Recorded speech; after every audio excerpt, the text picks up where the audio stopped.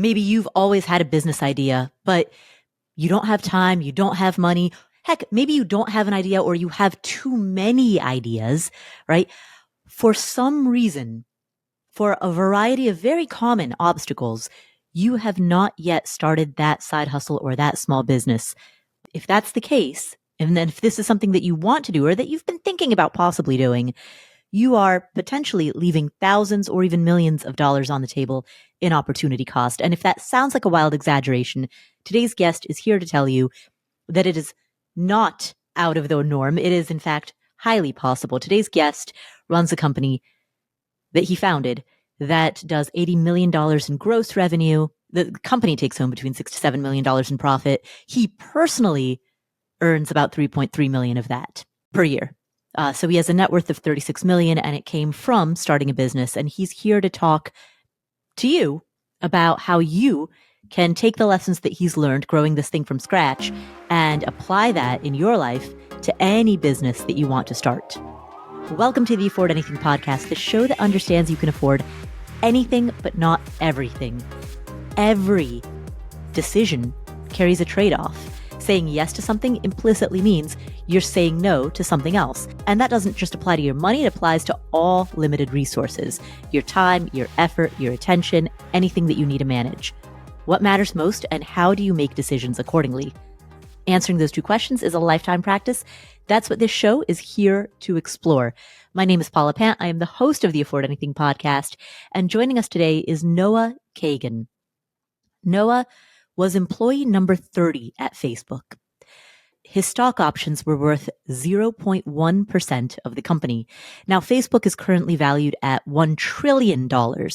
So 0.1% of Facebook today is worth $1 billion. Unfortunately, just a couple months before he was fully vested in those stock options, Noah got fired. So rather than getting $1 billion payout, he ended up with zero. He fell into a deep depression. Now, this was years ago. This was before those stock options were worth $1 billion. Back at that time, they were worth merely around $100 million. He became very, very depressed, and he went to see a therapist, and he learned how to reframe that loss. He picked himself back up, and he started building businesses from scratch. He was just some dude living in California and Texas and figured it out. And he built a bunch of different businesses. He tried a lot of different things, right? But fundamentally, he was just a guy with an idea. And over time, one of his companies, AppSumo, over the span of many, many years, went big. So as I mentioned, AppSumo now has gross revenue of 80 million a year. It does profits of between 6 to 7 million a year. His income, he pays himself a salary of $200,000 annually, plus he takes a profit distribution of about 3.1 million annually. His net worth is about 36 million. And he is here to share with us how a guy like him, who is, just your kind of ordinary everyday guy, was able to build something like that and what that means for the rest of us, how we can also take those lessons and apply it to our own lives and use it to start our own businesses or our own side hustles. So to describe that, here is Noah Kagan. Hey, Noah. Hi, Paula. Hey, so Noah. Yes. Can I have $1? Yeah. Oh, thank you. Yeah. Do you Thank have Venmo you. or PayPal? I'm gonna send you a Venmo request. Yeah, I'll just do it right now. Oh yeah? All right, here's my Venmo. What is it? You can put it publicly so other people send you money. Oh yeah. Put the QR code in the thing. All right, so while we're doing this, Noah, why don't you explain? You tell me why I just asked you that question. Before I explain why it happened, how did that feel asking? Well, because we're friends, and also because you are the person who encourages people to ask for $1. Yes. I felt normal. Behind the scenes here, there's a producer, Dennis and Dan. If I went to any of them and was like, hey, can I have $1? That would be really awkward. Mm-hmm. Right? Or Steve, who's editing. Steve, if I were to email you and be like, hey, can I have $1? Yeah. It'd be awkward as heck. So many people that want to be millionaires want the million, but they're stuck with just one. Right. And if they can get the one, that's eventually how you can get to the million. And so this is why it's such a critical thing to do. And for most people, probably 100%. Yeah. That's most.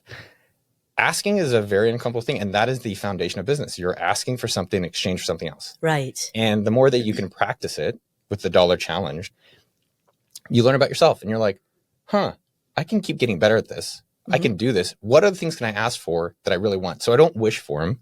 I don't hope for them. You know how you receive, you ask. And that's how you get it. So when I want to start a business, asking someone for coaching, asking someone for consulting, asking someone to buy a product from appsumo.com, I've practiced it. So today, while I was walking to your studio, outside a guy's wearing a 49ers uniform. I don't want to say anything to him, but I just want to come to your thing. And I said, just keep practicing and practice on the stuff that doesn't matter. So when you want to practice on things that matter to you, like your dreams, maybe your career, maybe in a relationship. Oh, I've already done it so many times. It's easy. So I go to the guy, hey man, I just want to tell you, great job on the 49ers. I hope they win. He was just like, whatever, man. And but for me, I felt good about myself. And when you get this dollar, you feel good about yourself, and you are shocked, just like other people who have taken the challenge, got a dollar, realized it's not as scary as they think. And like, okay, what's next? What else can I do? How far can I go? Right. But so in this case, I didn't provide any value in exchange for that dollar. I simply asked for something without providing anything in return.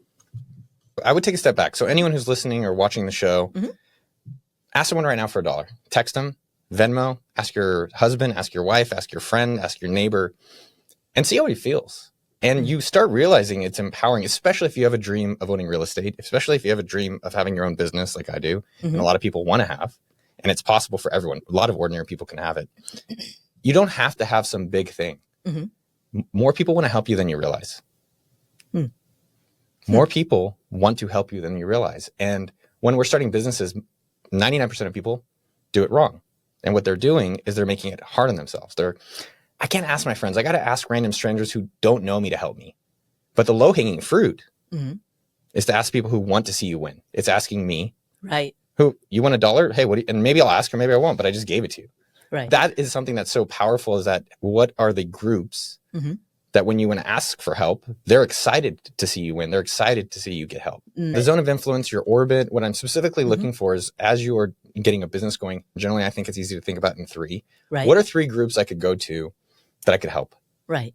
And so for me, it's like, all right, who do I know? Do I know any people in podcasting? Okay. Is that a group I have access to? And so we're obviously getting a little bit further ahead, but it's stepping back from that part of the process. Really, it's saying, hey, there's people out there that believe in me. There's people that want to help me. I can actually do this. And it's building up that confidence by just one simple dollar that every single person in the world can do. All right. Let's take a step back and let's start at the beginning. Because a lot of people who are listening to this are interested in starting a business. They work a 9 to 5. They've always dreamed of one day having the freedom of an entrepreneur, but let's go through the objections. But I don't have any ideas, or I have too many ideas. Yeah. How was it for you when you got started with your businesses? I was gung-ho about this one. I was gung-ho about Afford Anything. And what Afford Anything is changed and iterated over time, but the brand Afford Anything, that was my one idea. The way I've observed it into success for people like yourself and that I've helped, there's 2 things. And the 2 things are simple and powerful. So first, what was your dream? You said you were gung-ho. What were you gung-ho for? I had been a newspaper reporter, and I knew that the future of journalism was going to be online and independent. And back in those days, I didn't understand that there was a distinction between being self-employed versus being an entrepreneur. And so I was gung-ho about self-employment, and I knew that I needed to pick a niche, and I loved personal finance. So I knew I wanted to write about personal finance. So I was gung-ho about creating Afford Anything as a brand so I could make a name for myself in the personal finance space, thinking at the time I was going to be a personal finance freelance writer.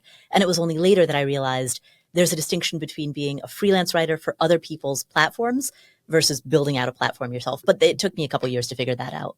Yeah, more people don't realize that the distance between them and success is much closer than they think, meaning that people have the abilities they don't realize. They think that Noah or Paula or someone else that you see on TV, oh man, they must know something I don't know. And the answer is not true.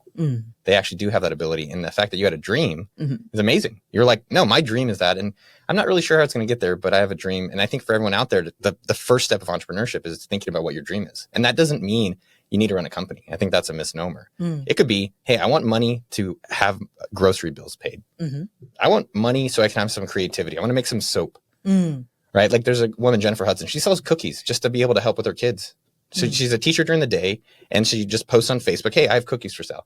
And she's not saying I want to be Mrs. Fields, but she has a dream that like, hey, it'd be cool to have $1,000 more a month to run my business. The second thing is that everyone then has a freedom number. And these are the two steps that are foundational in business, in entrepreneurship. So you have a dream of where you want to go. And then you have a number that you're like, if I can get that, then at least I can do what I really want to be doing. What was your number? When I was first starting out? Yeah. When I was starting out, it was like, all right, if I can just make $2,000 or $3,000 a month, right? Yes. Because that was like as little as I needed to be able to pay my bills. Exactly. I know yours was also $3,000 a month. And we're old though. But I think that's the point. So for me, my dream was to never have a boss. And I just I had that all along. I was like, I want to have no boss, and I want to work on the beaches of Thailand. That's my dream. That was my dream. I was just like, okay, I got to figure this out. But you were employee number 30 at Facebook. Yep. Sorry to bring up a bad memory. It's lucky. I was very lucky. You had 0.1% of Facebook equity, which today would be worth $1 billion. Yeah, that's pretty cool. Yeah. So yeah. And at the time that you were fired, you were 3 months shy of being vested. Yes, for the stock. Yeah. Wow, is this like a to hate on Noah episode? I was just going to say my freedom number at that time, which I always dreamed about. At Facebook, I dreamed about it. Every single entrepreneur I've talked about has had a freedom number, and it's figuring out the number you need so that you can do what you really want. Right. And it's generally smaller than you think, and it makes success in entrepreneurship attainable. Right. And mine was 3,000. It was to live, it was food, and it was to invest. And I was like, if I can do that, I don't have to work for someone. In those early days, was your dream to not work for someone, even when you were employee number 4 at Mint? Yeah. And then we sold for 200 million, number 30 at Facebook. And then from there, it was like, all right, I've got to figure this freedom number out so I can do what I really want. And so at Mint, in mornings, in weekends, at nights, at lunchtime, it was building Facebook games. And that helped me get to my freedom number, quit my job, move to Argentina. And this is in 2008. I was very lucky. I worked directly for Zuckerberg. I got to learn how to build a company from scratch, how to do marketing. And then my own journey of building so many companies that failed and worked for the past 15 years and still today running a $70 million business of AppSumo.com. Right. But you want to talk about how much money I lost? Okay, let's do it. I don't know, lost. I mean, I'm sure there's a positive spin, right? Almost every single time we have a failure, it's let's do a debrief. So and people now culturally like debrief it. And I think the same thing with Facebook. I learned so much. I learned from Peter Thiel. I learned from Sean Parker. I learned from Mark Zuckerberg, Dustin Moskovitz. Like these are the best of the best. And I think that it was good for them to fire me. I would have fired me if I was them, but it also led me on my own path. And I generally think when something like that happens, debrief, learn, and generally will lead to something better. And I think my life is better for it. If I just would have gotten $100 million, it would have been nice, but I don't think I would have earned it. And I feel like for me, I've earned. Like no one's given it. It's earned, not given. I think about that phrase a lot, like earn, not given. Right. And that makes sense because if you had gotten rich from that Facebook equity, you would have been in the right place at the right time. But what you did instead was you built a company, you built AppSumo from scratch, like really from blood, sweat, and tears. And it was yours and it was your baby. And like you said, now it makes 70 million a year. Yeah. Which is kind of crazy to hear out in loud. Top line gross. Yeah. And then bottom line, what did this year? Maybe $6.5 million profit, nice. That's which is crazy. Yeah. And I think there's a key lesson there. There's a lot of different things we're going to be talking about, but the one thing there, that's also 13 years later. The 13 years later. And that's after 20 years of trying things all over the place, conferences, Facebook games. I tried student discount cards. I tried a college website business. Like I've tried the gamut of a lot of different things, but most people just see the dish that came out of the kitchen that they're eating today. I didn't have like some big liquidity event. I didn't get lucky. It was like, I just literally worked jobs. I lived a very low cost of living. And then doing that very aggressively for 30 years enabled me then to have money to be like, what do I really want to be spending my time on? What is it over the years that I've done for free that I've really enjoyed? And it was like creating content, promoting things. It's like, all right, there's something there about how do I explore that and creating my own business so that I can do it the way I want to be doing it. Businesses are ultimately not about the founder or the creator. They're about the customer, right? So how do you merge the two? How do you balance those? I think about it because I create YouTube content. The videos that I want to create, no one wants to watch. I want to help the underdogs. That's my customer. My customers, people who aspire to have success in entrepreneurship, and that doesn't mean millions of dollars. It could be $100, and they can do it literally in a weekend. And for me, it was like, okay, that's popular content. I don't want to do that, and I want to help this customer. What do I want to make? And so it was really understanding that Venn diagram of okay, what works that both of us are happy about? And I think too many times people, especially engineers, because they're so smart, they're like, oh, I'm gonna build something and let me go try to find customers. And that is exactly the wrong way to do it. Right. Okay, so let's go back to, for the person who's listening to this, you're listening to this episode, you work a 9 to 5, you really want to start a business, you either don't have any ideas or you have too many ideas, and also you're busy, and also you feel like you don't have time, and also you don't have any money to start up. Yeah. Boom. Objection, objection, objection, objection. Right. Yeah, I'm like, it sounds like everyone, and everyone is busy. And what I would say on the opposite side, though, is everyone does have a dream. That's why when we started the conversation, just tell me your dream. Yeah. And then we have something to work towards, because then we have a blueprint of where we need to go. Everyone then, if they have a dream, which everyone does, secondly, everyone has a weekend. Mm-hmm. We were talking about YouTube. The reason my YouTube channel now is at almost 1 million subscribers is because none of my videos worked and we had to do something different. And it was only because nothing was working and I had a limitation that I was like, oh, let me try something different. So we did this video where I knocked on doors and I just asked millionaires, like, what did you do to buy this house? Huh. Yeah, that video went viral. It's like 3 million views and it changed the trajectory of our channel. But it was because of that limitation. Now, for the people that are out there, like, I don't have any of these things. Now, the last piece of it, I would say, is just changing the mindset, right? So there's this guy, Felipe Rubio. He is from Brazil, came to America, and he's an engineer. And he has that. He's like, oh man, I've tried things. I've read these books. But then how do people not have their own businesses started if they're consuming this content? And so with Felipe, it was like, let's change your mindset. Instead of putting so much pressure that you don't have ideas, you don't have time, you don't have money, just think of yourself as an experimenter. Right. And what happens when you experiment? They fail. Yeah. Constantly. It constantly fails. And when it fails, you're not like, I'm a bad person. And that's why we talked about getting $1. It's like, oh, maybe I can do some of these things. Hey, there's a dream I have and there's a freedom number I have.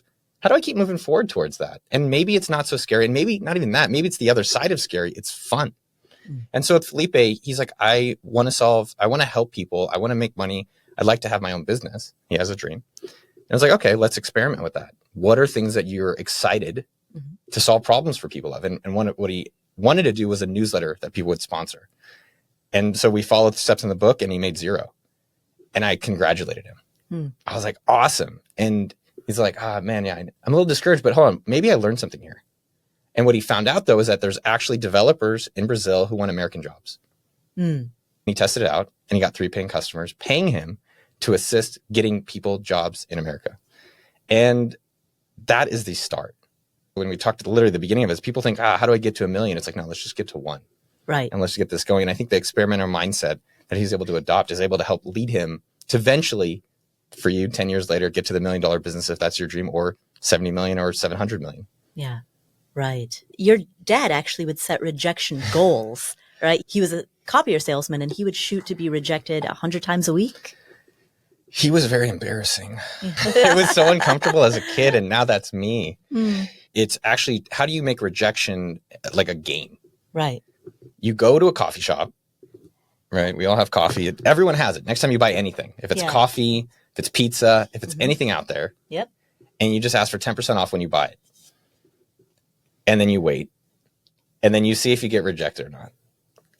And you find out that a lot of times, like, they say yes. And you're like, oh, cool. And a lot of times they don't. But that's not the point. The point is, if you can practice the rejection, just like practice asking, and the failure and the rejection is not such a personal mark that you're bad. It's just, no, they didn't want what you're offering.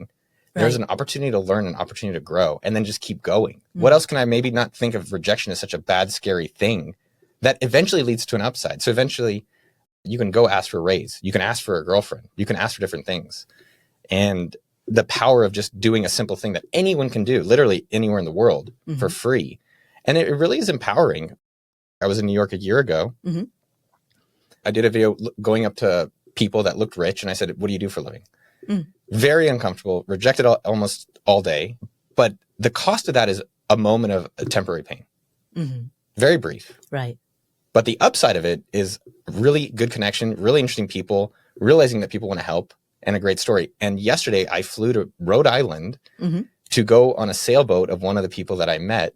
And he shared the story of how he owned and became a very rich person through oil tankers. Just by an ask. And so that was part of the rejection goals, where when I'm on the streets, I'm thinking, how do I get just 10 more rejections? And it's okay. You rejected me. Cool. 9 more. Let's go. And guess what? You'll be surprised. You'll be surprised what you can do and what the opportunities are out there for you. Do you still have rejection goals? I still have them when I do videos like this. Yeah. And I still push myself. It's not the distance between me and someone listening or watching is much smaller than they think. The only difference is you got to practice it. And the important part is just to go do it right now today. Right. When people think about business and making money, it's like, I don't have an idea.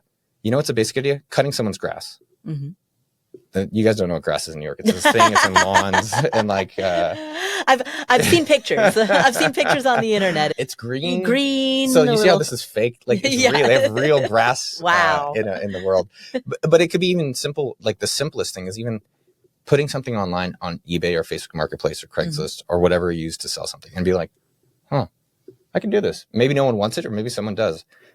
I have a friend who put her paintings online. She's a nurse during the day. She's trying to buy beer money. And that's what she did. She put her paintings on Facebook Marketplace and she's doing $300 a month selling her paintings. And it's like, oh. And so it's realizing that the rejections aren't as scary as we think they are, and then just getting more comfortable at doing them. You told the story earlier of the guy who he was trying to test out some business idea. Yeah. It failed, but in the process of testing that idea, he discovered that there were a lot of people in Brazil, developers in Brazil, who were looking for American jobs and that they would be willing to pay a fee for assistance with that. Exactly.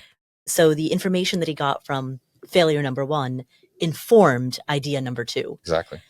How do you distinguish between something that is scalable versus something that's just, has a handful of people, but it's never really going to take off? Yeah. So I do cover that in the book in like very detail, and there's videos, and they can go to milliondollarweekend.com/affordanything, and I have all the resources for free. Oh, cool. And you can literally just follow the videos about how I do the 1-minute business model, where you're basically just checking a few different places to see, okay, is this a flat market? Is it a growing market?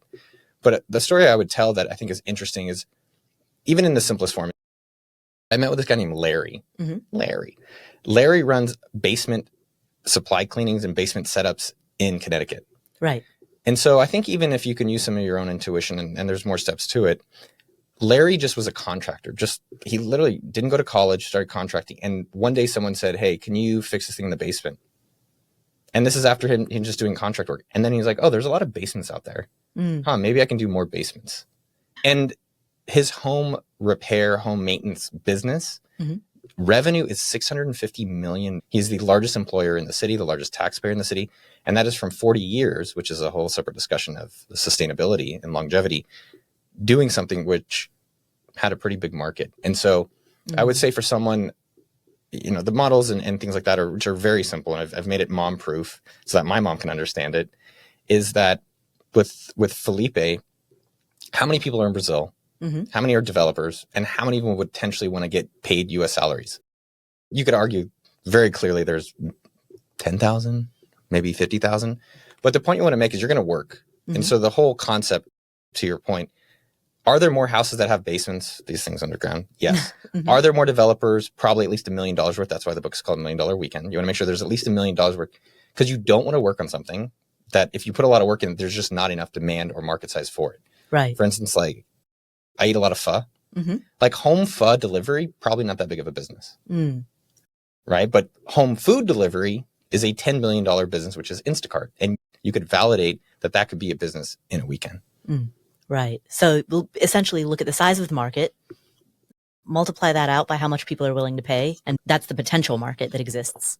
What I've noticed from entrepreneurs that I'm trying to eradicate is that that's the fun part of business, which is like, oh, I'm going to go the modeling. I'm going to go model and I'm going to go talk to a lot of people to understand. And I can't tell you how many people are like, if I didn't have as much time and I had a little bit more structure and I've practiced rejection, I could literally find out today if this is worth doing.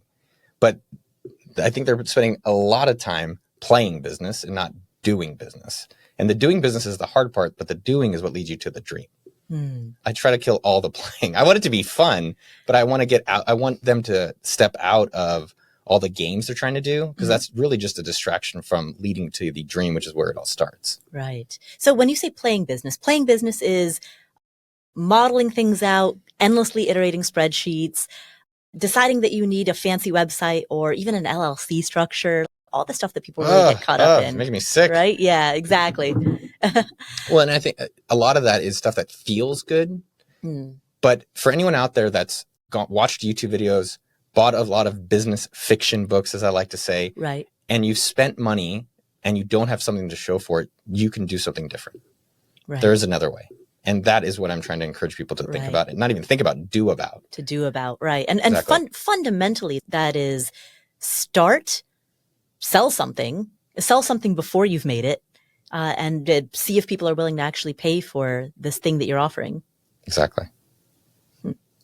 Yeah. No, it's complex and simple at the same time. In the psychology, it is just fascinating, the dynamics of different people that are out there and the avoidances, the fears that we all have. They don't think of it as fears because all of them are generally want a similar thing. Like they want some money of their dream to get to their freedom number.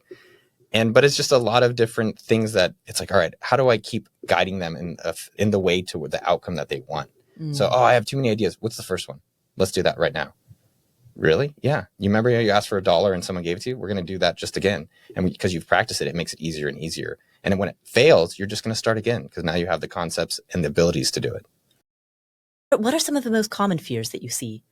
I have too many ideas is a surprising one where they're like, I have so many ideas. And so I do like using the 1-minute business model. And what we talked about is like, okay, let's just double check which of these ideas has market size for $1 million at least. Personally, and what I 100% stand behind is find a problem that you're excited to solve. I love teaching people how to do marketing. I love promoting certain things. Like that is my love. And I'm going to always do it. And so within your ideas, just, okay, what do you think you could work on for 10 years? Because I believe in the 10-year rule is that it takes about 10 years to become a millionaire. If you actually want to become a millionaire, if you're willing to work hard, everyone can be a millionaire in 10 years.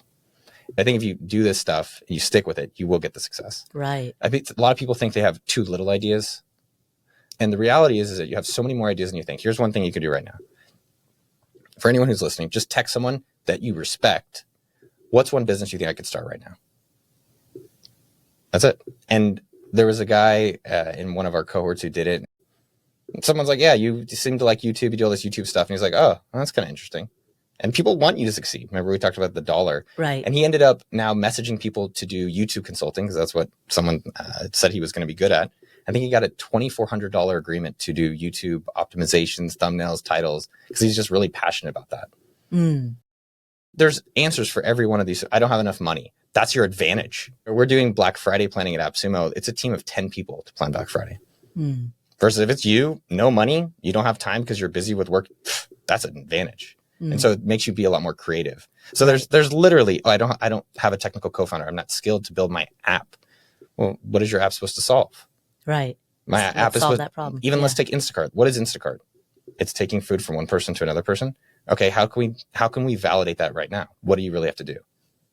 What you have to do is, can you call friends? Can you ask people, your colleagues, ask people, your church, synagogue, whatever it is, like people in your groups, what we started the conversation with. Hey, I have a food delivery business. Do you want me to deliver your groceries this week for $25? That's it. You can text someone, you can call someone, you can post it on social media literally this second, see if anyone wants it. And if there's demand, guess what? If there's demand, you go deliver it. Pun literally and figuratively. Yeah. If there's not demand, guess what? You didn't waste all this time and money. Right. I want people to like their jobs. I want people to get to that success and not waste a lot of time and money. So with the Instacart example, let's hang on to that for a while, because there was a company that was started in the late 90s. So Webvan was the original Instacart and it failed. So I could imagine a founder of any other type of business taking a look at that and saying, well, somebody else tested this, somebody else validated this, and it was a failure. Yeah.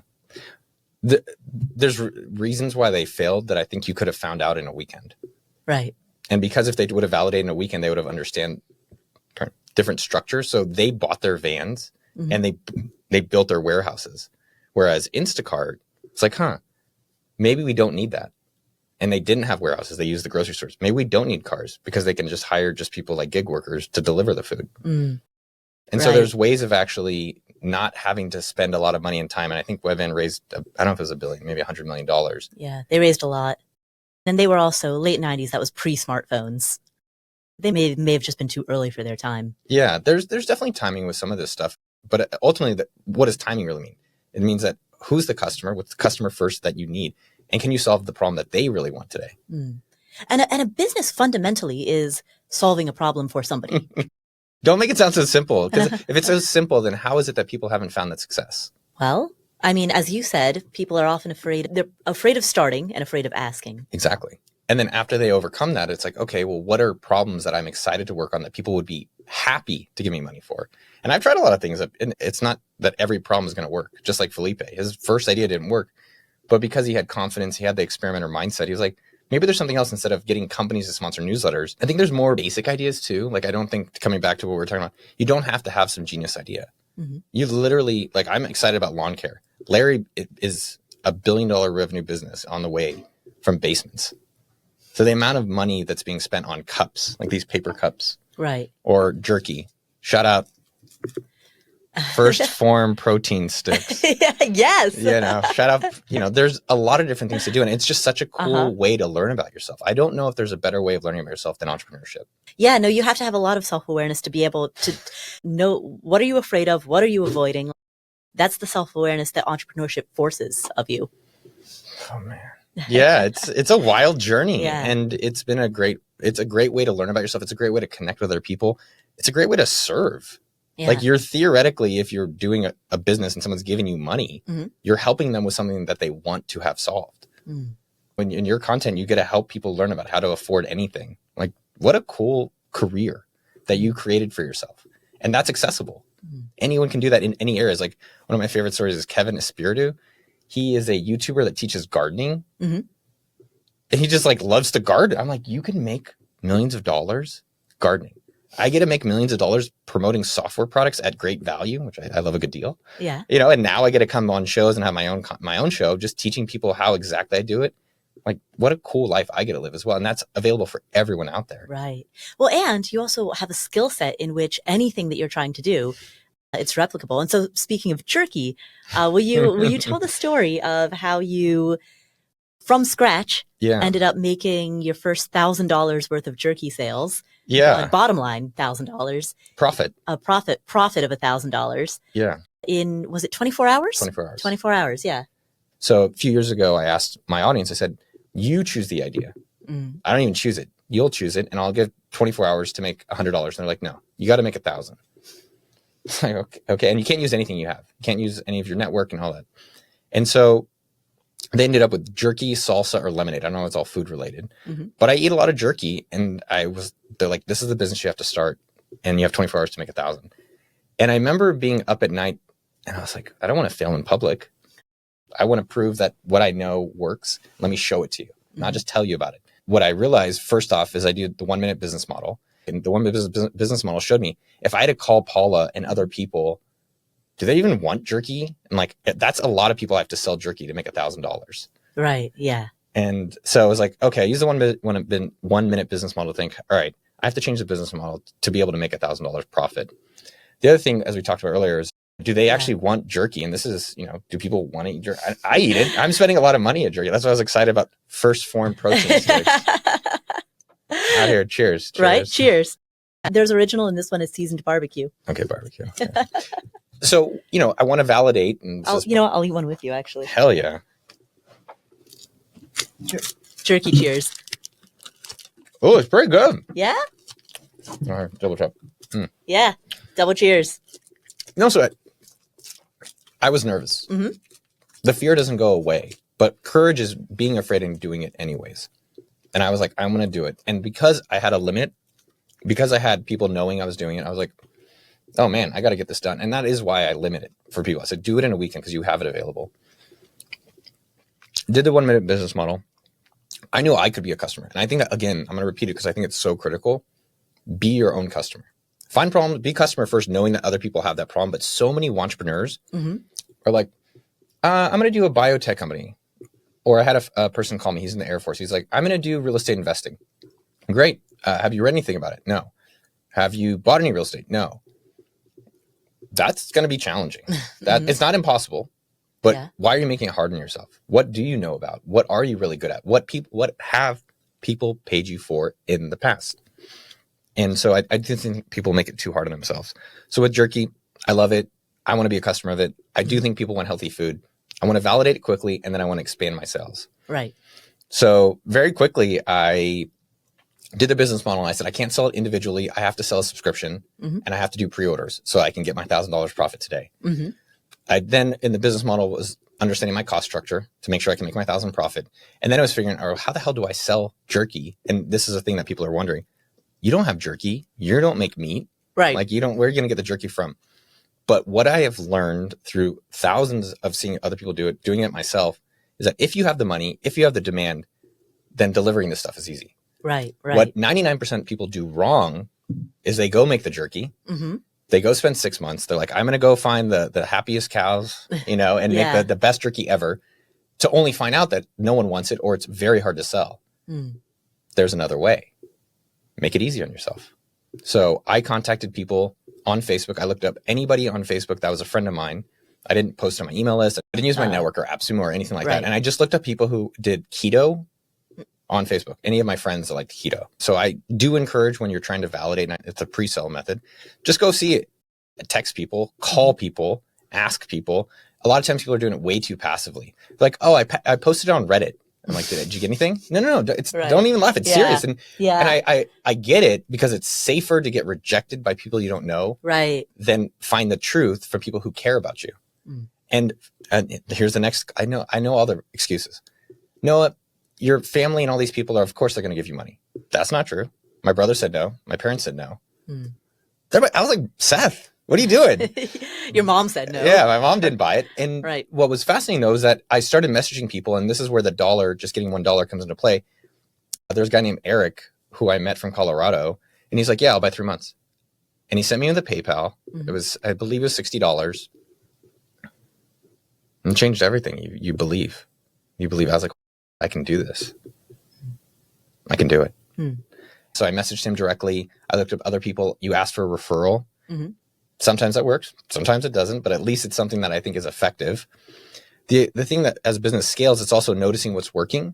So what ended up working extremely well was, one, the subscription, but secondly, it was who else has money that is easy to spend that would want this problem solved. And what I recognize is that companies have budgets for snacks. Yes. I have an email provider. I have an accountant. I have a lawyer. Like, I have people that I have paid that have offices and have snacks that they're already spending money on. It is much easier to further a behavior than to change behavior.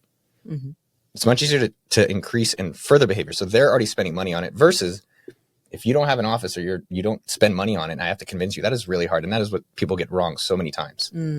So essentially you asked yourself the question, who do I know who's directly in my phone, who I already know, who already spends money on the thing that I'm trying to sell, the type of thing that I'm trying to sell. Exactly. And if I already know that those people buy, so SendGrid bought, my accountants bought, then I thought, well, who of my friends works at companies that do it? And so I asked companies of friends to introduce me to their office managers. The reality of it is that almost any business deal will eventually work if you stick with it. And what happens is that it's hard. What happens is you're going to get rejected. What happens is my brother said no, my own brother. Older or younger? Older, 2 years older. Seth. Oh, man. I know. I know. That somehow that hurts more. It's a big brother. He's supposed to. Well, I think what I've realized about that in these rejections and teaching about it and showing it in a lot of my videos, rejection is a test if you really want something or not. Even, as I'm working on this book and I'm talking to different people and I'm promoting it and I'm proud of it, I get rejected. Like I had a good friend and I was like, hey, can we do something? He's like, I don't think so. And I was like, oh, that's cool. You know why? Because I really want to promote this. I really am proud of what I created. I do believe it helps. I'm seeing it help. And so it is a test of myself. Do I want to continue? And that with the jerky was like, okay, I want to prove these people. I want to show I can do it. Someone's going to reject me. But then, I worked my ass off. And then I think maybe about 5 or 6 o'clock, $4,000 revenue, $1,000 profit. And then the next day, I basically called different jerky people that I found on the internet, said, hey, I have $4,000 in revenue. I did the business model that was very simple, that anyone can replicate. And I was able to get that jerky delivered. That business I gave away for free. And I believe about 18 months later sold for $120,000. I'm not sure what's happened since then. I don't know if it's at $1 million or beyond or what they've ended up doing with it. I'm not involved. But it was like, oh, that was just one day that could change it all. Wow. Who did you give the business to? This guy named Ryan. Nice. So I had people just submit applications, and his was really good. And I was like, all right, here's a business. I'm happy to advise you. Wow. And he ended up selling it. And I was like, okay. Wow. Good for him for growing it for 18 months. Yeah. It might have been 12. I don't remember the exact time frame. But I think the thing to realize is just you don't need money. You don't need time. You don't need more excuses. You just need to get started and a playbook to follow along. Right. I think a lot of people just hope and they wait and they want to receive. And it's like, well, you have to go create. You have to go ask. You have to go put yourself out there in some way. Well, see, that's why my first question to you at the beginning of this was, hey, I didn't provide any value for the dollar. Yeah. That was the part that was so uncomfortable for me. It wasn't really the asking for a dollar. Yeah. It was asking for a dollar for nothing, for providing you with no value in exchange. I'm always shocked in a positive way how much people want to help. Yeah. And we what we do though is we create narratives in our head about why they don't want to give us money, why they have to have a reason to give us a dollar. Mm. I did a video where I asked people in first class seats what they do for a living, which is super uncomfortable. That was one of the most uncomfortable ones I've done. Did you get like kicked off the plane? I was trying to be mindful not to get kicked off because I'm going to sit with them for 8 hours. Mm. And one of the guys looked like someone who would never talk to me. He had his button up and polo, and he had a $100,000 watch on, an Audemars Piguet. I just remember creating all these excuses and fears and doubts why he's just not going to talk to me. But through practicing it, through some things that we've already talked about and things in the book, I'm going to go do it. Upside, I get to meet someone new. I learn a lot of things. Downside, moment of rejection. And it's an experiment. Let's keep going. Let's keep practicing. And let's have some rejection goals we talked about. Turns out he's awesome. Turns out he was happy to be on film. Turns out his family is rich through creating signs. Oh, like traffic signs? Not traffic signs, on buildings. Like you know the building sign? Oh, yeah, So building signs. He's yeah. super rich through creating signs. Mm. And that was just because I asked. And you're creating the assumption that I have to give you something. And that you should. I think generally you want to be, hey, I'd love to learn your story. Hey, I'd love to hear about you. And you're it's surprising how much people want to talk, how much people want to help. And so me and you have a relationship, but why did you create a thing that, of course, why did you create an expectation that I wouldn't want to give you $1? That's your thought. I do think it's good to give context in what I would encourage is like, hey, I'm working on a business. This is an experiment that the teacher, Noah, told me to do. Mm-hmm. And you can also call it your board of directors. Like, hey, I have a business. Can you be my investor? You're not getting any equity, but you'll be front seat to my business weekend challenge. And that is a way that they can be a part of the process. And then you can give them updates. That's another way of maybe framing it for other people. I actually got a WhatsApp message yesterday from a woman. We were classmates at Columbia, and she messaged me and said, I'm starting my own news organization. And and I was wondering if you would be on my board. So she hasn't asked for money yet, but I mean, that's a whole rabbit hole about how to ask. Right. Like the art of asking itself is, and I don't know if people realize how often they could actually get more what they want if they improve to ask. If they asked and then they improved how they asked. How do you improve how you ask? Let's do an example. So what's something you've asked for? Afford Anything is going to be doing some in-person retreats this year in 2024. We've done one in the past. We did one in 2021. I believe. But that's the only one that we've done so far. Great. We kind of neglected it after that, and now we're picking the ball back up. And how are you planning on asking people? Because you're doing an ask. I'm going to ask for money in exchange for what you think they'll want. Right, exactly. So, yes, I'll be going to people and asking, like, hey, will you pay money in exchange for an admission to this retreat? Yeah, and what's your current plan around that at a high level? How you're going to ask? Write an email that basically outlines these are the problems that this retreat is designed to solve. And if those problems resonate with you, then here's exactly what we plan to do in order to solve them. And if that resonates with you, then here are the logistics, the date, the time, the location. It's good. Yeah. It's good. Okay. And then when are you sending this email? The dates for 2024 right now are still a little bit tentative. But as soon as we lock down the specific venues, that's when we'll be ready to announce. And how would you feel if you emailed out and no one buys? That would give me the information that the idea is not resonating with people, with anyone.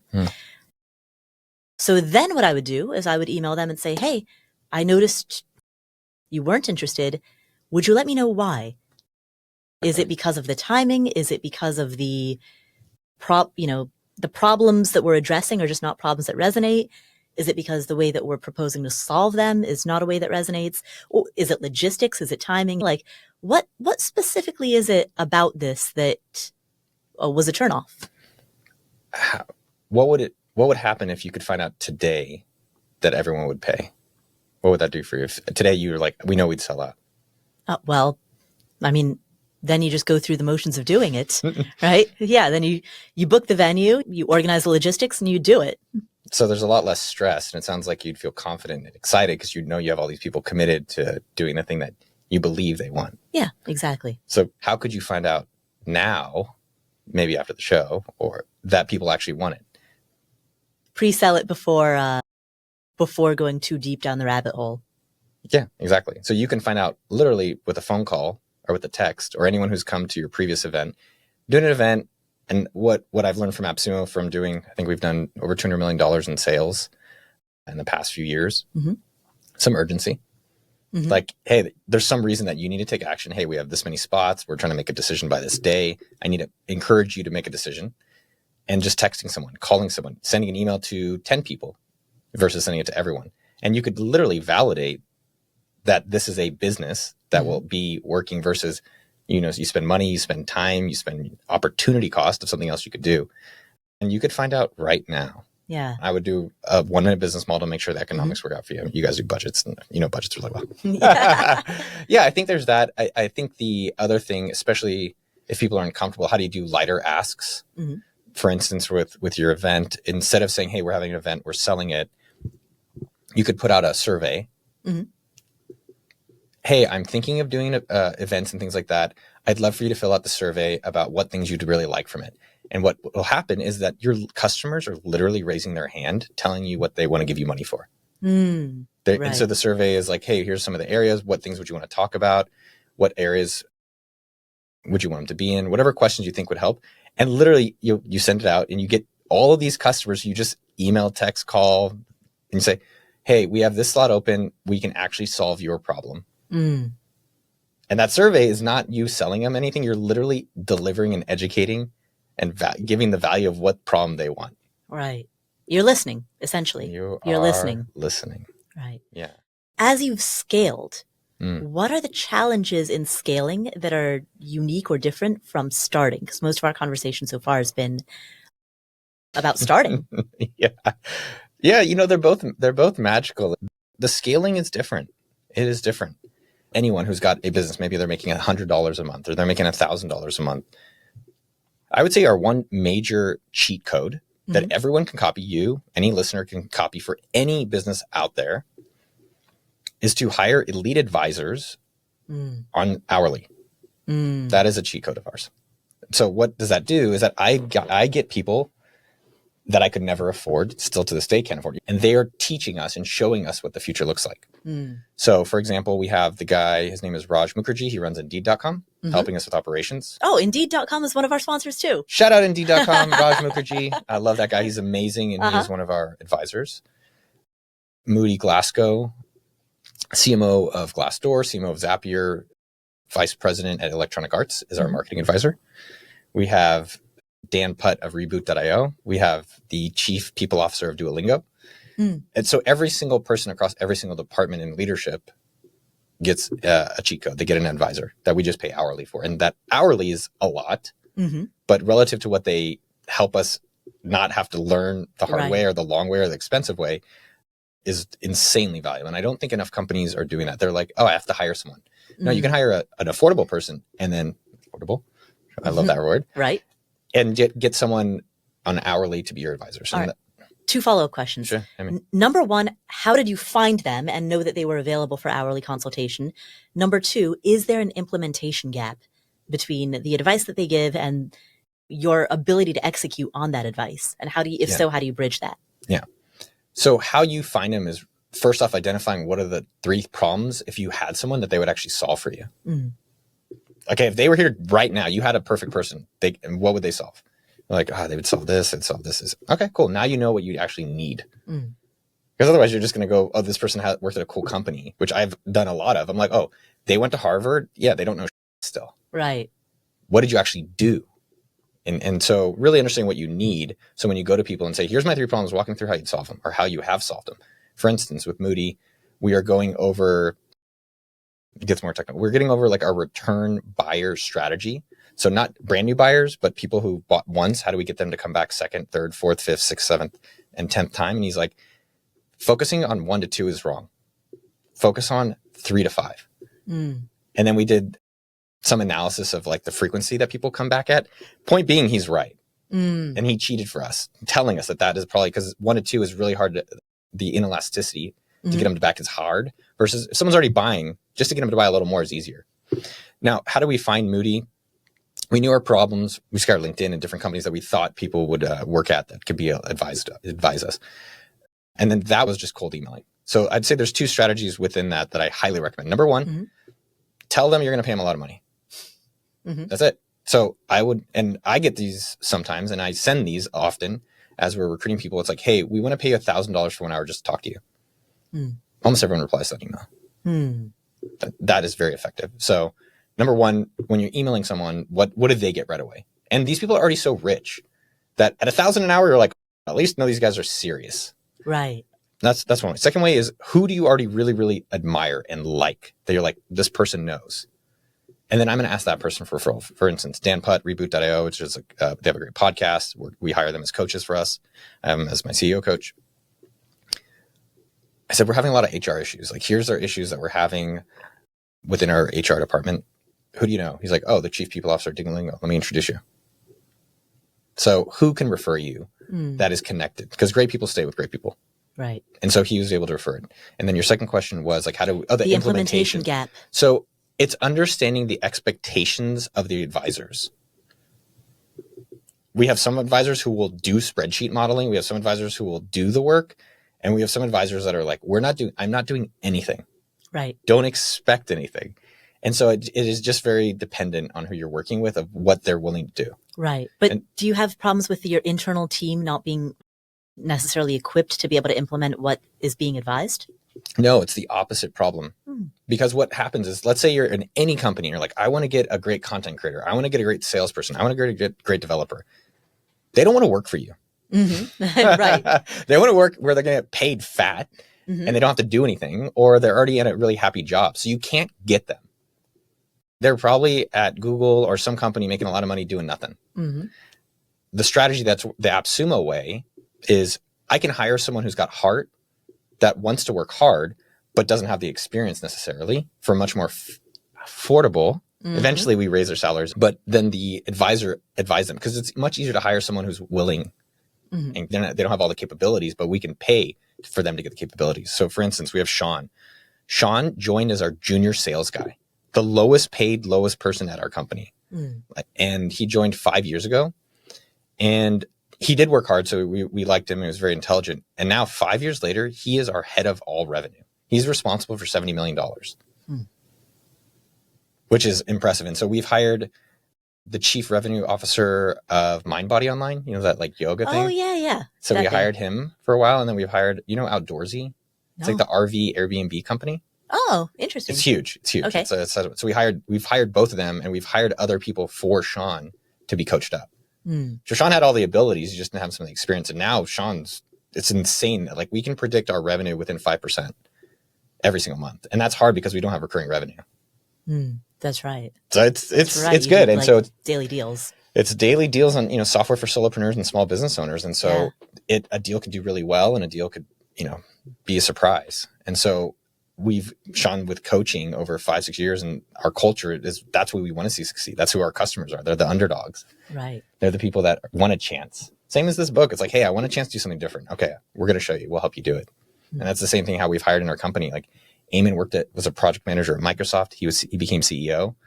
I was fired and rejected all through Silicon Valley. Yeah, you were turned down from a job at Google because you couldn't do long division.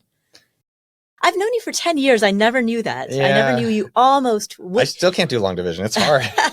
Well, there's a few, I do like math. Actually, I got rejected by Google twice. Oh. Yeah, rejected by Google twice, rejected by Microsoft. Wait, so once was for long division. What was the other time for? First time, it was in college. They rescinded the offer. Mm-hmm. I don't know why. And the second time was after Facebook. I went and got applied for the job, and I was doing the long division, and I couldn't do it, and they rejected me. But just rejected it across the board. And, I think that's how I think of myself. And I feel like that was at the same time a training ground to learn how to run a company, how to do content, how to learn how to start a business that I can teach other people doing that too. So yeah, I do feel like our companies serve the people that have a belief, but maybe need a little bit of confidence, need a little support. Right. All right. Well, we're coming to the end of our time. Are there any things I haven't asked about that you really want to emphasize? What's the number one thing your audience would love to know? Not just in money, but like if you could solve one problem for your listeners and your viewers, what would be the one thing you could magically solve for them? I'd say the question that I most commonly hear is that people say, hey, I have all of these different goals and priorities. I want X, I want Y, I want Z, but I only have a very limited bucket of money. How do I pick what's most important? What do you tell them? Timeline everything out. You want to pay for a wedding in 1 year. You want to pay for a bunch of travel, X amount of money per year for, so you want to have a wedding, you want to have travel, you want to make a down payment on a house, you want to replace your car within the next 5 years, you want 2 kids and you want to be able to send them to college, right? Timeline out all of those goals, just draw those out on a giant timeline, figure out when each goal is due and how much each one is going to cost. And then you divide to figure out how much you would need to be saving right now based on a particular return projection in order to save that money.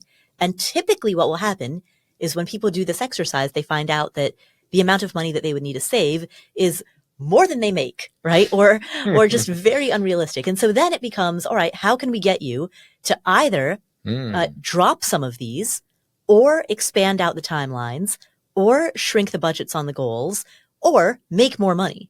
Those are really going to be your 4 choices there. What are people's dreams? Like, hey, I want to be able to afford different things, and how can I do it ultimately? With the Afford Anything audience, a lot of people want work to ultimately be optional, freedom. Right. And that's what it is for both of us. Like, we could stop working tomorrow.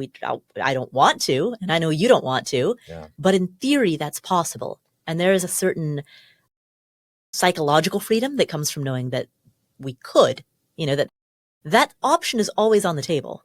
Yeah, it was crazy. Even though I would never take it, Well, I have a financial manager and this wealth manager guy, and he's like, you never have to work again. He's like, at your current spending, I spend around $20,000 a month. He's like, you never have to work again. I was like, are you sure? Can you double check those numbers? I was like, really? That's wild.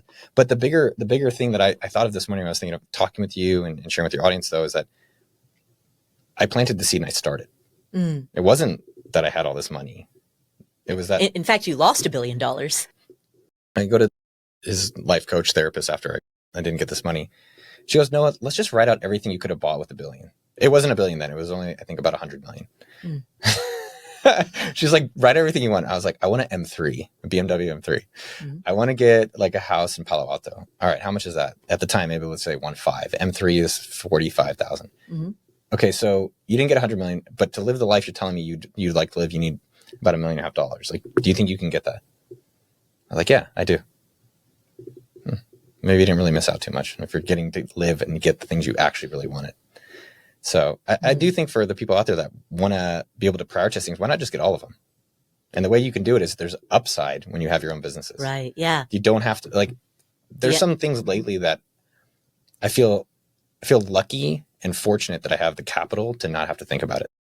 For instance, my girlfriend lives in Spain, so I'm buying duplicates of almost most of the things I own in Spain and America. So I have 2 $15,000 bikes and I have all this massage equipment, 2 different versions of it in America and Spain. That's super luxury to me. Right. But it's because 13 years ago, I had a freedom number of $3,000 and I was like, okay, let's figure out how I can get there. And that's led now to me making millions of dollars a year for myself. But that's because I found it, I started it, and I stuck with it, which I think a lot of people, they dream about it, they hope about it, but they're not doing about it. It's like, okay, just plant one thing today. Get the $1, right? Get that one small thing. And that to me is, don't worry about the downside. Just worry about how far can you go with these different options. Right. How do you avoid thinking small? Right. Your original freedom number was 3,000 a month, 36,000 a year. Yeah. Right. And that was 13 years ago. So with inflation, we'll say it's less than $4,000 per month. The equivalent of, we'll say, 48,000 a year in today's dollars. Totally. I lived very cheap till I was 37. Mm. And when I talk about cheap, let me be very concrete. I lived in my mom's house for 2 years. I lived in my aunt's basement for a year. I lived on couches for a year. While I was making 6 figures at mint.com, I was living on couches because I didn't want to pay rent. Mm. And then I didn't really spend money on clothes. I didn't spend money pretty much on anything. And to some extent, I thought money can't buy happiness. I think the point I'm trying to say is, the point I'm making for people is that find the thing that actually gives you the joy, find the life you actually want to live. And then you can actually go execute towards it. Like, you can go and do it, but you have to start it today because it's not going to happen for some time. 10 years is what it could take. And find a thing that you want to stick with for that long a time. For me, it's promoting. For you, it's talking about this. The other thing I would say that changed my perspective about my freedom number and how it's evolved, because I didn't really change it. Mm-hmm. I was making millions, still living like I needed to only have 30,000 and not spending any of it, was you got to test before you invest. This is an AppSumo value. And so when COVID happened, that is when I finally enjoyed my money. Mm. Like I had a 2004 Miata, which I still own and I love. And when COVID happened, I was like, I really could probably die. I could die. Why don't I try living a bigger life? Let me just try it out. Because like sometimes it's hard to know the ending if you haven't seen it. That's why I hire these advisors. They've seen the ending. They've seen the big thing. So I bring them on and they show me their bigger vision. And so when COVID happened, I started renting fancy houses. I rented a $20,000 Malibu beach house. Mm-hmm. And then I rented a lake house in Austin. That was $7,000. They were cheaper. They're all half price, by the way. Because normally, because of COVID, no one was going. Right. Then I rented in Rollingwood, Austin, Texas, which is one of the most expensive neighborhoods where like McConaughey and all these people live. And after testing a bigger vision, testing a bigger dream, I wasn't going to go back. Mm. I didn't want to play smaller. Right. I felt better. It wasn't, I guess growing up, I thought material is bad and owning things is bad and it owns you and all these things. And it also makes me feel good. It makes me feel happy. I can share it. It makes me feel excited that when I go in this house, I'm proud of myself. Mm. What you're describing is money shaming and money negativity, right? These are lessons that a lot of us learn in childhood. Big time. Right?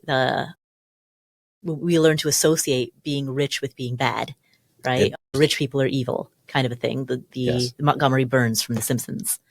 Yeah, and then it's not talked about because no one wants to hear someone complain they can't enjoy money. Right. But I think the takeaway for anyone out there is just, what do you actually enjoy?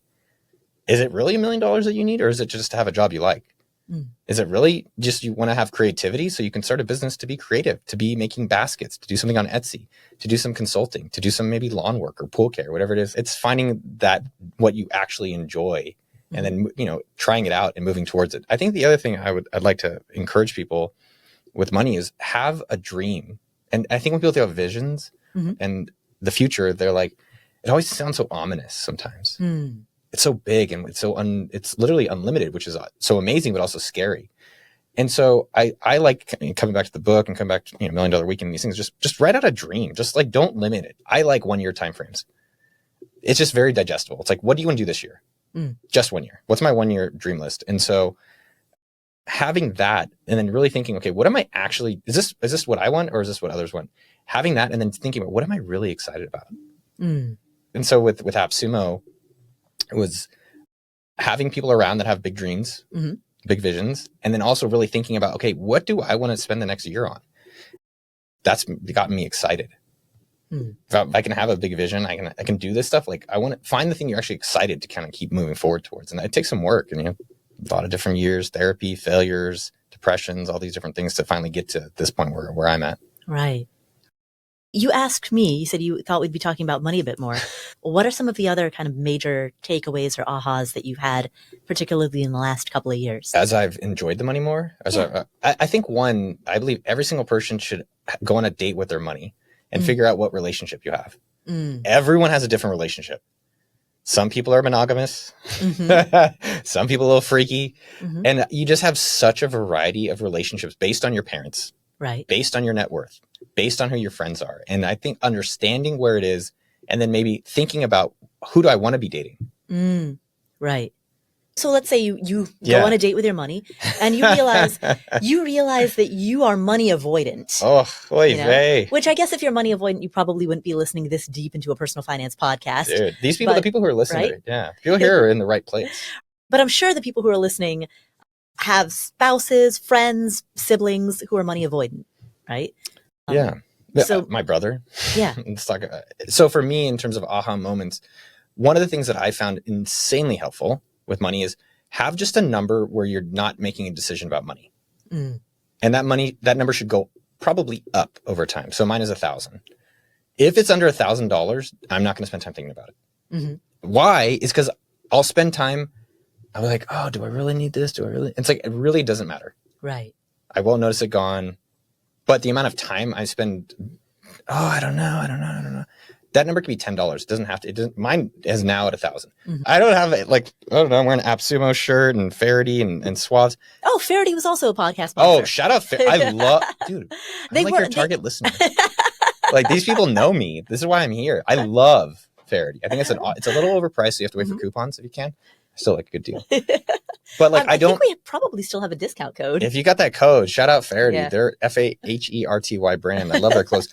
But figure out whatever number it is, because I know that there's been times where I'm spending 30 minutes trying to think, do I really need this thing? Do I want it? If not, I can give it to someone else. So that's been an aha moment. Just picking some number. So if there's 2 colors, get both. If it's under the number. Yeah. So yeah, having your number is such a big one. I think trying things, like, you don't have to buy a Ferrari. Right. To see if you like it or not. You can just rent it on Turo.com for a day. Right. You don't have to live in a house. Maybe house doesn't matter to you. Maybe you want to live in a van or whatever. Yeah. I tried it and I was like, yeah, hell yeah. I love this. Try these things out. A few other things I would recommend are aha moments. One, create an LLC. If you have an LLC, you can actually expense your cell phone. You can expense your home internet. You can expense a lot of things. And so an aha moment is like having your own business. As much as there's now unlimited upside, there's a lot of opportunities for you to expense things that you would be paying post-tax money from your personal. Right. So that's another aha moment. Hiring staff. Yeah. I know it sounds hella rich life. It's not. It's not even crazy. You don't have to be a multimillionaire to be that. Like, I have a house manager. They're generally between $25 and $35. It's like having staff so I don't have to. I actually sometimes do it. I do it myself because I like it at times. Like, all right, I'm going to return these items. But if you don't want to do it, or you want to do other things, or you want to relax with your wife or husband or work on things, for $30 an hour, they do the mail, they put the groceries away, they pick up the groceries, they return packages, they supervise if things need to get fixed in my house. It's not that expensive. And the fact that I can either relax or work on things that can make more money, I don't know if I could ever go back to not having that. And it's not even a rich person life. Like, that's affordable to most people, $30. Yeah. Yeah. So if they're working 5 hours a week or something. It ends up being about $1,000 a month. Okay. So for $12,000 a year, which, remember what I've talked about again? I business expense it. So it's a business expense because this is stuff that I'm now doing so I can work on things. It just creates a lot more time and relaxation in my life to have a person that, hey, can you go take my car to the shop? Hey, can you go get this washed? Whatever it is. If you ever want to have a business, you don't have to trade your money for time. You could hire someone for that money. Right. And that's a really big misnomer people miss. It's like, people are like, oh, I don't want to trade my time for dollars. Like, fine, hire someone you can. I'd say last thing that's been pretty interesting aha moments, get 2 of everything. I think that's been a thing where I just find the things you like and just go with those. So like, I have 2 of my bikes. I just don't want it to. But is that because you live between Austin and Spain? I live in 2 places, and in case one ever goes away or they go to stock, like, I don't want to not be able to get it again. So now in a lot of things, not just because Spain and America, I'm buying doubles of like my clothes, doubles of my like bike shoes, just to have a backup. Because I don't know, it reduces the amount of stress of trying to find new things versus like, I like these shoes, I like these items. Let me just go and have double of them, and I don't have to think about it again if they're ever out of stock. Yeah. Well, okay. So I do a modified version of that, which is once I find a brand that I like, I stop. I'm not looking at any other brands. What have been some of your aha moments with money and how it evolves, right? It does. People might hear me and like, oh, it's like at my previous house, which I told you I went to a month ago. It's 800 square feet. It's a wreck. the floors are cracked, the doors barely lock. I used to think people are breaking in. The roof has like a kind of like it's sinking in the kitchen. I lived there for 3 years. And I remember when you first bought it. I remember that. That's a trash, man. Holy crap. But I think it says, what does it say about me? You talked about vision. It's like, okay, my vision is to live in a place that I don't feel good about myself. And I feel like, I honestly felt scared there. And I was like, is this what I want? Because like my house, I think I can do forever. The one I'm in, I can do forever. It's like, this is beyond my dream. So thinking about where you are now is like, is this where you want to be? And what does it say about you? And try some other things out and see where that is. What would have been some of your money aha moments? Big ahas? And evolutions. I think when I was in my 20s, especially in my early 20s, I had such little confidence in my ability to make money that lack of confidence drove my frugality. Because it was ultimately a scarcity mindset, right? I was not confident in my ability to make money, and therefore I felt like I had to cling on to whatever I had. I became very, very, very frugal. But that frugality was driven by really being in a bad mental space, by just scarcity and lack. And as I've become more confident over time, my spending has increased. And then the pandemic really helped shift things, because it was, and we were talking about this before we started recording, that was a big light bulb moment for me of like, I've always assumed that I'm going to live until my 90s. I've always assumed I would live to a very old age. And the pandemic was the first time that I was like, no, I could be dead tomorrow. Like truly. And I know it's a little bit of a cliche, like, oh, you could die tomorrow. No, it's a catalyst. But that was when I was like, I need to enjoy this now. And I need to stop letting the tail wag the dog. I think that was the biggest aha. Like it used to be, I would make decisions around what is the most economical. I'd find the most cost-effective option, and that would be the one that I would choose. And I flipped the script and said, you know what? What's the one that I want? The one I want is what I'm going to pick. And in the context of what I want, I'll try to find the most economical possible way to do it, but I'm not going to deviate from what I want. Or to put that more succinctly, let the heart lead and the mind execute, rather than let the mind lead. What things have you spent money on? And then what's the opposite? Because I think that's also appealing, because everyone's got different things that matter. I have a house cleaner. Oh, that's amazing. I fly business class. I have enough status that gets paid for from miles, but all of that is opportunity cost. Yeah. Things I've bought that I've really loved. I mean, I think largely it's like building out a team around me. It's paying for people to do certain jobs. I think that's the bulk of it. That practice of generosity, I talked about how lack of confidence and scarcity mindset fueled particularly my early 20s, early to mid 20s. One of the ways that I was able to get over that scarcity mindset is that practice of generosity. And sometimes it's really subtle. Sometimes it's tipping 25% instead of 20, right? Or friends will go see a movie and I'll pick up movie tickets for the entire group, and my friends are like, I'll Venmo you. And I'm like, no, don't worry about it. $1. I mean, yeah, exactly. But things like that to me, those are like little reminders of, hey, I'm capable of making more. Yeah. It's being generous is pretty cool. Yeah. It is a nice feeling that you can actually help other people out and, I don't know, just be thoughtful and be able to afford these different things. Afford anything. Yeah. And not worry about the money so much. It's a real luxury. And I think a lot of people aren't there, and some people are, and wherever you are in your path, it's accessible, it's available. And it is funny that it's like, oh, I don't know if it's available. I can't do it because I have a day job, because I have kids. Like, no, you can actually, just like you had a day job and then you created your own jobs, and then that evolved. It doesn't happen overnight, but it won't happen if it doesn't start. Right. Thank you, Noah. So the link is milliondollarweekend.com/afford anything. Yes. So all the resources, if you want to see how to do a 1-minute business model, if they want to see the walkthrough of how to understand the market's growing, if they want to see some of how my income, I actually have a sheet on there about my income sources. That's my day job, which I have a company, my real estate, and these different things about how I get my money. Nice. Awesome. Cool. Well, we'll link to all of that in the show notes. Thank you, Noah. Thanks. Thank you, Noah. What are 3 key takeaways that we got from this conversation? Number 1, when anyone starts a business, they want to get an initial customer base up and going as soon as possible, right? If you're starting a business, you need people to buy stuff from you.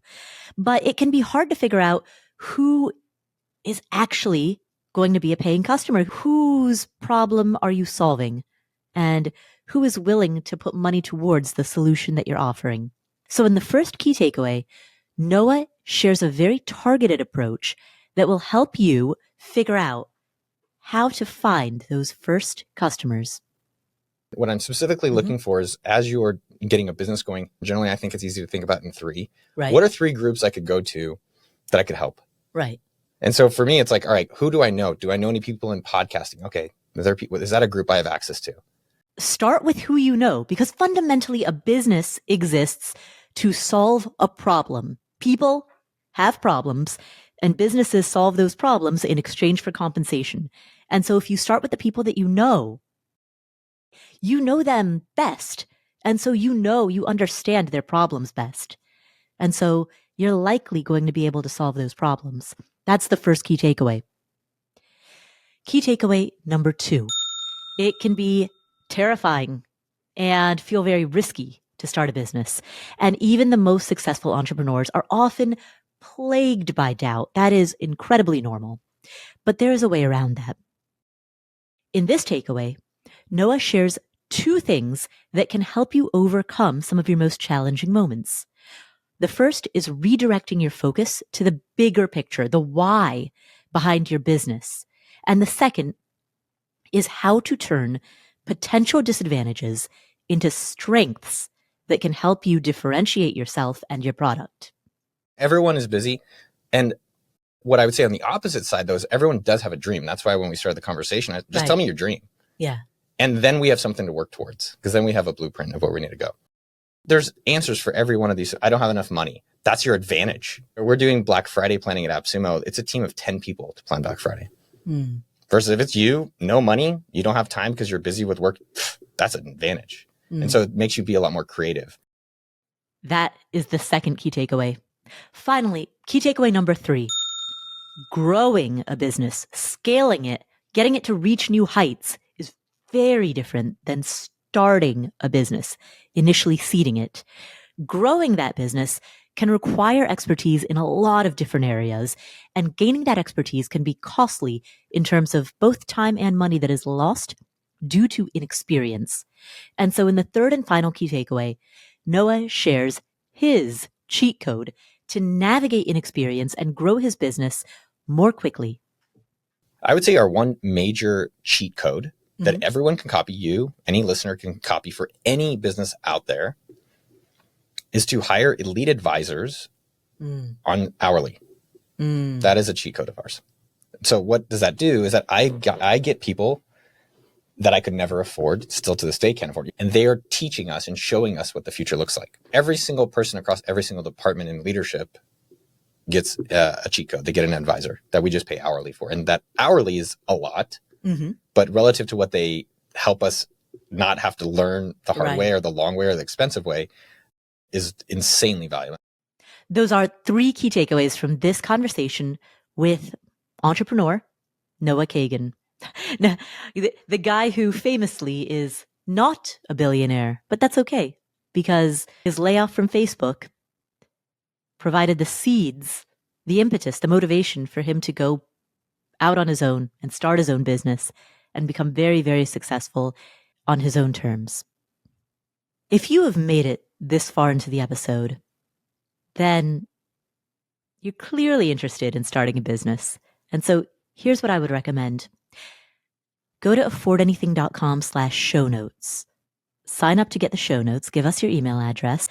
The reason for that is because we are going to, on Kickstarter, we're going to see whether or not you are interested in us developing a course on how to start your first online business.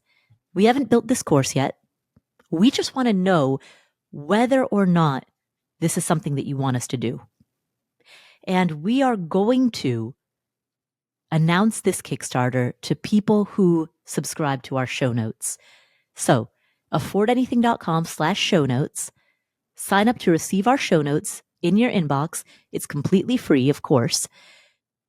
And you will be the first to know when we announce our Kickstarter for this course. We want to see whether or not this is something that you want us to build.